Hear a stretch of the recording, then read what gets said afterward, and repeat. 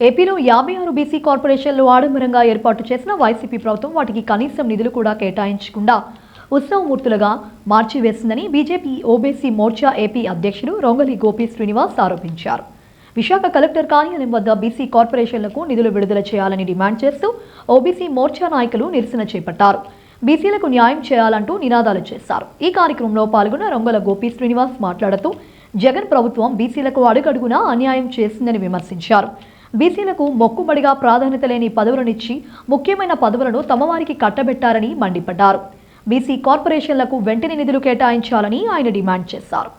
విభజించిన ప్రతి కులానికి కార్పొరేషన్ ఇచ్చామని చెప్పుకోవడం జరుగుతుంది, కానీ ఈ రోజు వరకు ప్రతి కుల కార్పొరేషన్కి చైర్మన్కి కానీ వాళ్ళ యొక్క మెంబర్కి కానీ ఒక ఆఫీస్ కానీ ఒక కుర్చీ అంటూ ఇవ్వలేదు. అలాగే నిధులు కూడా ₹1 కూడా మంజూరు చేయడం అనేది జరగలేదు.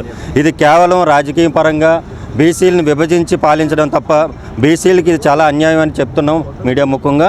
అలాగే బీసీ కార్పొరేషన్లు ఏవైతే ఉన్నాయో ప్రతి ఒక్కరికి ప్రతి కులానికి కార్పొరేషన్ ఇచ్చామనుకొని డంకాపదంగా చెప్తున్నారు, కానీ ఈరోజు ఏ కులానికి కూడా ఒక కుల సంఘానికి ఒక సహాయం కానీ నిధి సహాయం కానీ ఆర్థికంగా కానీ లేదంటే ఏదైనా సమస్య పరంగా కానీ ఒక సహాయం అనేది వైసీపీ గవర్నమెంట్ నుంచి లేదు.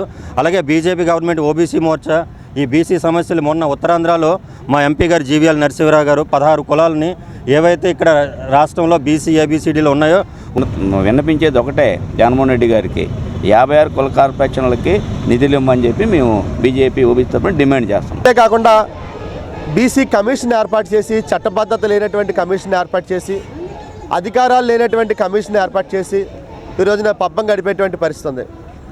ఈరోజున 56 కుల కార్పొరేషన్లు ఏర్పాటు చేసి మేము బీసీ సమాజానికి న్యాయం చేశాము, బీసీ సమాజాన్ని ఉద్ధరించామని చెప్పుకుంటున్న వైఎస్ఆర్సీపీని ఈరోజున భారతీయ జనతా పార్టీ నిలదీస్తుంది.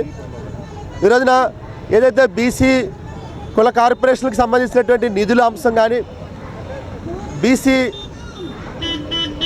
సంబంధించినటువంటి నిధుల అంశం కానీ ఈరోజున చూస్తే జీరో బడ్జెట్ తోటి నడిపిస్తున్నటువంటి ఏకైక ప్రభుత్వంగా ఆంధ్రప్రదేశ్లో చరిత్రకెక్కింది.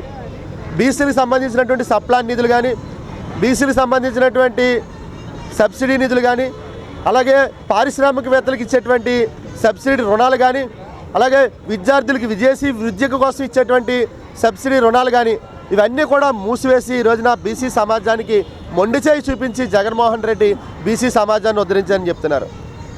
పక్కన చూస్తుంటే రాష్ట్రంలో బీసీ బిడ్డలపైన దాడులు పెరిగిపోయినాయి.